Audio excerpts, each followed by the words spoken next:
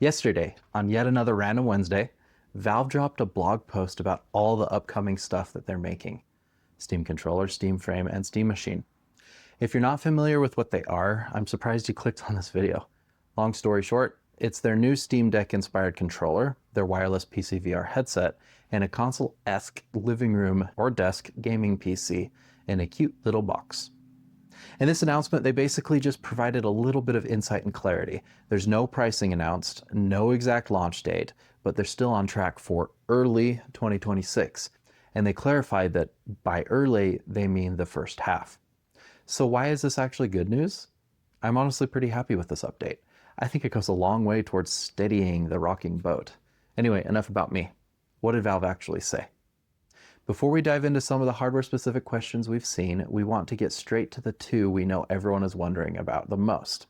When will these be launching and how much will they cost? When we announced these products in November, we planned on being able to share specific pricing and launch dates by now, but the memory and storage shortages you've likely heard about across the industry have rapidly increased since then. The limited availability and growing prices of these critical components mean we must revisit our exact shipping schedule and pricing, especially around Steam Machine and Steam Frame. Our goal of shipping all three products in the first half of the year has not changed, but we have work to do to land on concrete pricing and launch dates that we can confidently announce, being mindful of how quickly the circumstances around both of these things can change. We will keep you updated as much as we can as we finalize these plans as soon as possible. I think there are several key points from this announcement that we should be paying attention to. First, memory and storage shortages are affecting Steam Machine and Frame specifically, so we have to be patient. Second, controller is less affected by the component crisis. And third, it's still the first half of 2026 and their goal is unchanged. Hey, I really appreciate your support and everything you've been commenting. I read every single one. If you want to weigh in, go ahead and hit that sub button on your way down there. It helps a ton. So if you've been coasting and missed all of the months of doomsdaying, whining, crying, frustration from people too poor to compete with AI data centers and massive RAM and storage pricing, which is all of us, OpenAI, Google, and NVIDIA have all been making absurd levels of purchasing, creating market squeeze and reducing memory and storage supply like crazy. And let me tell you what, the community is pretty livid about this. The comment section on Valve's blog post was absolutely flooded with anger at AI companies. We're talking about hundreds of comments with variations of total AI death. The AI bubble needs to pop. AI ruined everything. And my personal favorite, I wish every AI user and company a very happy please disintegrate. I love AI, so I guess they want me to disintegrate. But I'd rather just have my cake and eat it too. Unfortunately, it's frustrating to watch consumer hardware get squeezed because tech giants are racing to build data centers for AI models. DDR5 RAM prices have been so volatile that even DDR4 prices have been impacted. SSD pricing has also been similarly affected, and as Valve explained, both Steam Machine and Frame require significant RAM and storage, which means they too are impacted, as Valve confirmed. I personally still don't think it's as huge as an impact as normal consumer pricing, but the volatility and industry fluctuations make it difficult for Valve to announce the firm price. I've talked about this before, so I'm not going to go into too much depth on why I feel this way. But the Steam controller requires minimal memory, so it's less impacted. The comment section on their blog post with a fascinating mix of frustration and pragmatism. The overwhelmingly first response was, release the Steam controller separately. The controller doesn't need RAM or large storage, and if it's going to sell like hotcakes, us Steam Deck users have been waiting years for this proper controller. I personally don't think there's any reason to hold the controller hostage to machine frame component shortages, but obviously I am not Valve, and they haven't responded to this specific request yet in any way. To me, it makes practical sense from the supply chain's perspective. The controller is likely going to be their most successful product from this hardware set.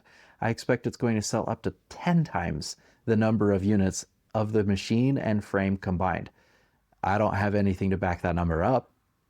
I just made it up because it sounds good. But I really wouldn't be surprised if it sold like crazy. The second major sentiment from the comment section on their blog post was people would rather wait than pay inflated prices. This came up over and over again. Comments like, I would rather it be delayed than the prices being ridiculous, and better wait for a fairly priced product than to get the result of a panic in the unstable market. The community gets that Valve is in a tough spot, and they're basically saying, take your time, get it right. Don't panic launch it at $1,200 just to hit the arbitrary date. So many people have requested Valve to sell a bare bones SKU, just the Steam Machine chassis and motherboard, no RAM or storage included. Let buyers provide their own components and allegedly sidestep this shortage. You could launch the hardware on schedule. Let enthusiasts who already have the spare DDR5 and SSDs jump in, and then offer the fully configured models later when the pricing stabilizes. This is a terrible idea. It completely undermines the whole plug-and-play console philosophy. The entire point of the Steam Machine is to bring PC gaming to people who don't want to build their own rig. Selling a bare-bones unit turns it into just a mini, micro, or tiny PC kit, which already exists, and fragments the user experience with people running different RAM speeds and storage configurations. That's a support nightmare for a tiny slice of enthusiasts who already know how to build PCs anyway, and it messes with game developers who are wanting to optimize for this hardware. It shows that the community is trying to solve a problem rather than just complain, but it's solving the wrong problem. So I should talk about pricing by revisiting my previous Steam Machine analysis. And this is the big fear that everyone has been having, that these products are going to be overpriced and dead on arrival. The comment section was full of really getting nervous about pricing, or if you price it too high, you're going to screw yourself. Prices are only going to increase further. Just do it now. People are genuinely worried that by the time Valve announces, we're looking at $1,000 plus for the base machine. And at that point, why not just build a PC? So my original estimates were $699 for the base Steam Machine and $850 for the 2 terabyte model. I am 60 to 70% confident that those numbers are still achievable for Valve, even with the crazy RAM business. The market has been increasing since my analysis, but I also put a pretty large margin in there to begin with.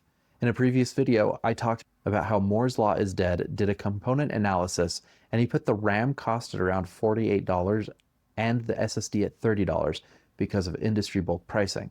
If we look at the pricing increases since then for industry, we see that their contract pricing is getting anywhere between 70 to 110% larger in the RAM cost quarter over quarter. And storage is up only 50 to 60%.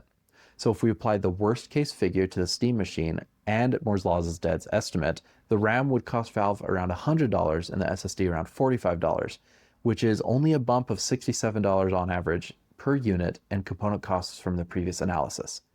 Now, if pricing does increase, I'd expect a $100 bump maximum per unit at the consumer ticket. Here's why. Valve traditionally sells hardware costs closer to break even than most manufacturers. We saw this with the Steam Deck. They maintained pricing stability despite massive market fluctuations during the tail end of the pandemic and the chip shortage. Component costs are the variable here, but Valve's margin flexibility gives them cushion to eat some of these increases. In fact, while Valve admitted that the base 64GB Steam Deck was basically subsidized, they never said the same about the higher capacity models, which suggests that those tiers were already running healthy margins that could absorb those cost fluctuations. And the prices remained rock solid throughout the chip shortage. The reality is we won't know until the announcement, but the fundamentals still support that $699 to $850 range. Valve isn't trying to maximize profit on hardware. They're probably aiming to make just enough for a good return on their investment. So even with RAM costs doubling, I think they'll find a way to hit the price point, even if it means tighter margins, which is why they have to wait. The alternative would be pricing themselves out of the demand entirely, which defeats the whole purpose of the Steam hardware. That said, they obviously are waiting for things to chill just a bit before announcing, in case that those costs rise yet another 100% quarter over quarter. But what is that timeline? How long could they end up waiting? When Valve announced the Steam Machine back in November, they said early 2026. That is the language that is still on the Steam hardware page. And just the day before this announcement, AMD CEO Lisa Su said, for 2026, we expect semiconductors SoC annual revenue to decline by a significant double-digit percentage as we enter the 7th year of what has already been a very strong console cycle.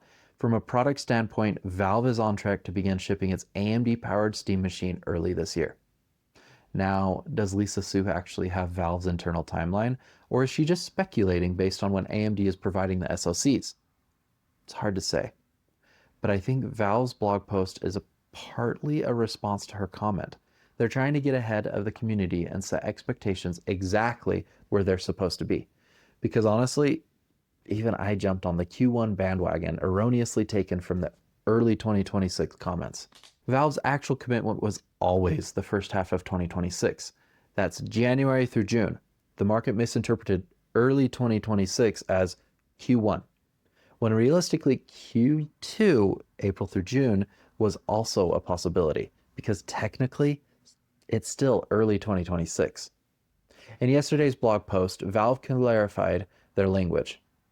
They're still targeting the first half of the year, but they're pushing back their pricing and specifically launch date announcements due to the RAM and storage crisis. There's been no actual delay from Valve's internal timeline. They're just being more explicit about what early 2026 actually means rather than letting people assume it's definitely Q1. So I do have a theory. I think Valve was probably surprised at the demand for the Steam frame and machine, and they're building a lot right now. I don't think they have warehouses full of this stuff sitting around. Who knows? Either way, they're managing expectations instead of letting hype get out of control. And they want to ensure they don't have to increase pricing for round 2, especially not if round 2's manufacturing ends up being less than a month after launch because of demand. And hey, this video is sponsored by you guys. If you like this type of content, feel free to subscribe below. If you want early access to some videos, check out my membership tiers. And as always, thank you so much for being a part of my community here. I love you guys. This is the most fun I've had on the internet in a really long time. And I actually can't tell if that's a sad admission or a pretty great compliment to you guys. Let me know how pathetic I am in the comments. I'm sure you will anyway. I want to circle back to Valve exact wording one more time. They said, but the memory and storage shortages you've heard about across the industry have rapidly increased since then. The limited availability and growing prices of these critical components mean we must revisit our exact shipping schedule and pricing, especially around the Steam Machine and Steam Frame. Notice how they said especially around Steam Machine and Steam Frame, not only those two products. That especially is doing a lot of work here. It insinuates the Steam controller is affected too, just to a lesser degree. And I think that's why Valve isn't going to release it separately, even though the entire comment section, and honestly me too, desperately wants them to. They probably want to launch all three products together as a cohesive hardware lineup. It's a statement, it's a platform. Releasing the controller early might undercut that unified message, or maybe they're just dealing with some component constraints we don't know about yet. Controller firmware needs memory chips too, even if it's minimal. Maybe they're also affected by the pricing volatility. Either way, I don't think we're getting the controller early, and that's a bummer. Because, my gosh, I cannot wait for this thing. This new version looks absolutely perfect for my bedroom and couch gaming. But if waiting a few extra months means Valve can launch everything together at a reasonable price, I'll take it. I'll catch you in the next one. And in the meantime, I can enjoy using the original.